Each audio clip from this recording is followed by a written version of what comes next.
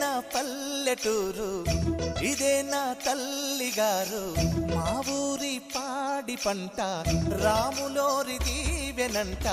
తల్లి గోదావరి నీళ్ళు కడిగే సీతమ్మ పాదాలు. ఊరంతా హాయ్ హాయ్ హాయ్, మనసంతా హాయ్ హాయ్ హాయ్. ఇదే నా పల్లెటూరు, ఇదే నా తల్లిగారు.